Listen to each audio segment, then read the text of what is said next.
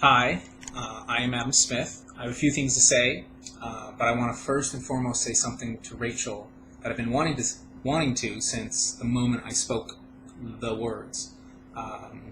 Rachel, I am so very sorry for the way I spoke to you on Wednesday.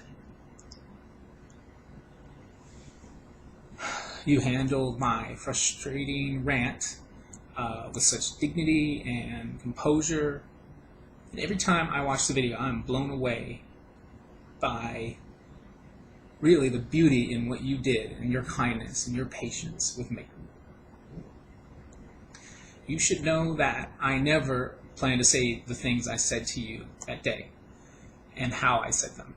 I plan to peacefully participate in the August 1st YouTube post where Jackson Pierce asked people to simply order a large water to show support for the gay community. But when I got to your window, and after seeing all the people in and outside the restaurant that came to support Chick-Fil-A, I lost it. I just lost it. I couldn't believe the number of people that came out to support a corporation that associates themselves with anti-gay groups like the Exodus International and the American Family Association. And how did I lose it?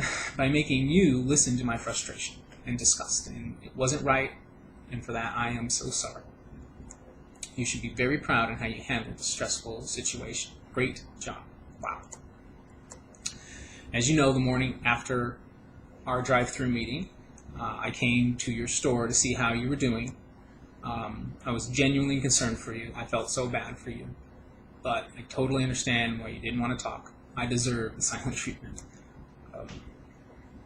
When you wouldn't meet, I went to my work to create an apology video, similar to the one I'm making now. And when I walked through the door at my company, I was told by my company to not create a video, don't write an apology, don't speak to anyone. I was told to go radio silent and stay that way until I was told otherwise. I really didn't think that was the professional way to handle the situation. It's not the way I wanted to. But to Vontae's defense, they were pretty panicked when they checked their voicemail and realized they had 300 voicemails and that was the capacity, and they had tons of hateful emails and that were sent to our customers, their customers, and really horrible threats to the employees. It was a very sad and scary scene, so I get that. Later that same day, Thursday, the company decided it was most appropriate to fire me. Rachel, I'm sorry for treating you poorly. Not because I feared losing my job or even that I actually lost my job. I'm sorry for treating you so inhumanely because I compromised my personal integrity. While I might not agree with everyone's views, I want to always treat the other person with respect. I didn't do that with you. And now that I don't have a job, well, I'm free to make the apology I wanted to make in the first place. This needs to be done, and I'm sorry for the circumstances that made this apology so late. Good luck in your future. Your peacefulness will take you a long way. Okay. Now I'd like to address some of the questions that I've read concerning this incident, if I could. The first one is, why did I post the video if I truly felt bad about how I spoke to Rachel? When I first thought about participating in this protest, I was really excited. I felt purpose in standing up against Chick-Fil-A's funding of anti-human rights groups. I felt like it was the right thing to do, the human thing to do. And after recording the conversation, my enthusiasm in standing up against Chick-fil-A was very high. And in that moment, I decided to post the video. For me, and at that moment, the main goal of supporting the gay community outweighed the collateral damage that Rachel became. And I literally just saw Rachel as collateral damage. I and we have to stop rationalizing our destructive actions this way. We have to start seeing people as people we aren't ever going to make social progress by personally attacking people. I'm clearly guilty of this. The degree of reaction that my video ended up having took me by surprise, obviously.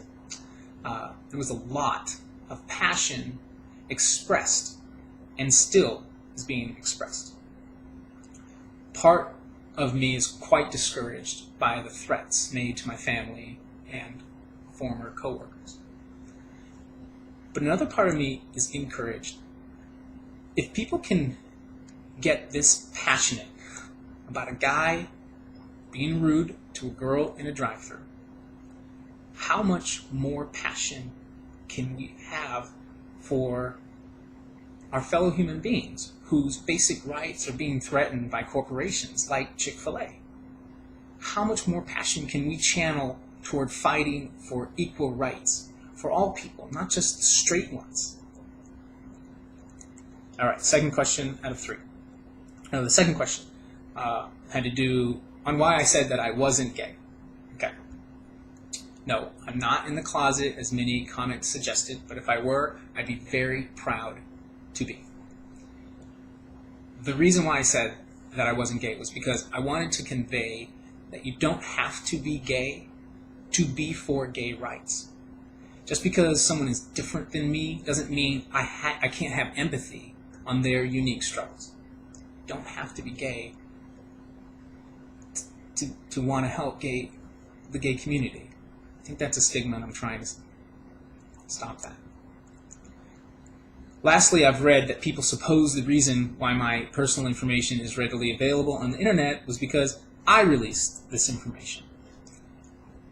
That is, nothing could be further from the truth. I never intended for my former employee or employer and the University of Arizona to be associated with my personal activism. I never intended to have my personal and financial information be associated with this video. I have a family, a young family. I would never knowingly put them at risk. They're my first responsibility. I really appreciate you listening to this. Again, I'm sorry for the grief that I've caused. And hopefully we can look towards the big picture of what we're trying to do and get done. Thanks for listening.